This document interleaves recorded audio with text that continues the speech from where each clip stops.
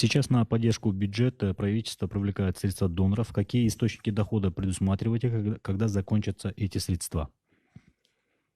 А, Привлекаемые средства большей частью идут на покрытие бюджетных расходов.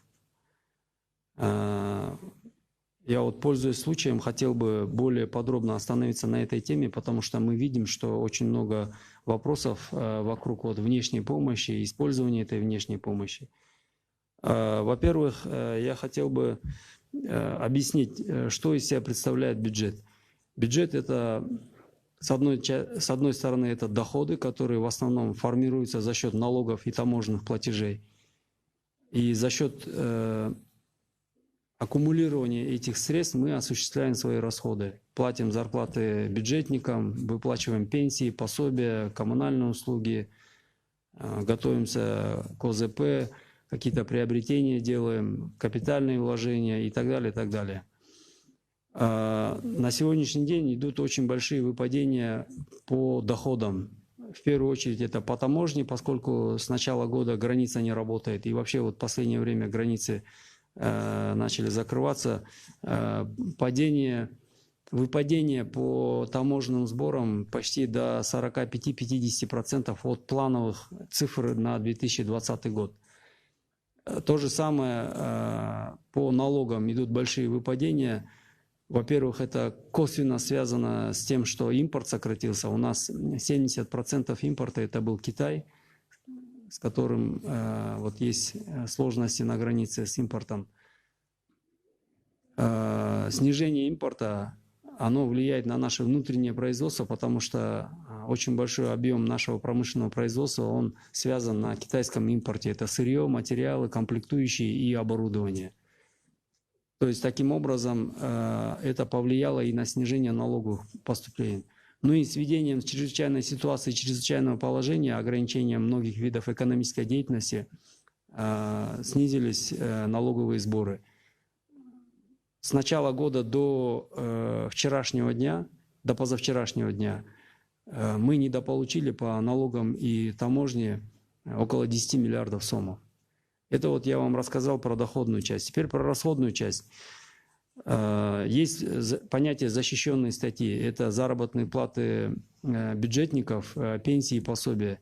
Мы ежемесячно на эти защищенные статьи расходуем около 7,5 миллиардов сомов. С начала года идет жесткая экономия, а с наступлением режима ЧСЧП это еще более ужесточилось. На сегодняшний день осуществляются расходы только по защищенным статьям, некоторые приобретения, коммунальные услуги. По капвложениям есть небольшие расходы по водоснабжению, ирригации и ремонту дорог. А остальные все капвложения, другие расходы все приостановлены. Там командировки, приобретения, ремонт и так далее, все это приостановлено.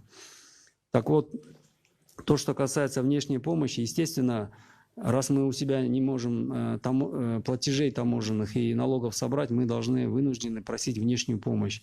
И эта внешняя помощь большей частью направляется на покрытие бюджетных расходов.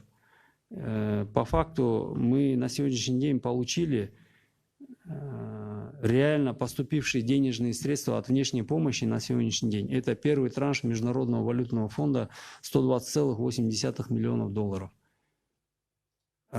Эти средства были сконвертированы, поступили на счет Министерства финансов, и наряду с другими доходами они были направлены на покрытие бюджетных расходов.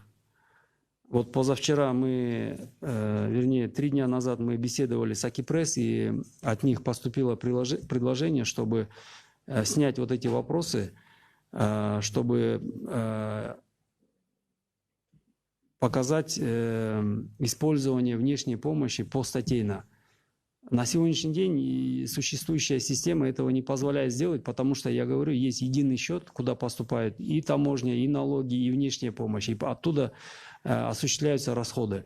Расходы осуществляются в соответствии с законодательством, бюджетным кодексом и законом о республиканском бюджете. То, что касается контроля, есть счетная палата, есть другие контролирующие органы, есть комитет Джорку Кенеша, сам парламент есть, перед которым правительство отчитывается о бюджетных расходах. Но, тем не менее, вот учитывая предложение, которое 3 дня назад было озвучено, мы сейчас поставили задачу перед Министерством финансов всем, чтобы они постарались наладить внутренний учет, чтобы внешняя помощь отдельным учетом она направлялась на те или иные расходы, и мы могли вот эти расходы опубликовывать и показывать, куда они идут, чтобы снять вот эти вопросы. Плюс то, что касается внешней помощи, по линии здравоохранения в виде гуманитарной помощи поступило по факту в виде различных изделий, медикаментов, тестов и так далее на сумму около $700 тысяч. Это вот реально поступившая сумма. Плюс 9 миллионов было одобрено Всемирным банком, также по линии здравоохранения. Недавно завершился тендер по условиям и требованиям Всемирного банка. Вот тендер, если он будет утвержден, итоги тендера, вернее, потом начнутся поставки этих изделий. То, что касается возможности выплаты, это вся поступающая внешняя помощь, часть в виде льготного кредита, часть в виде грантов.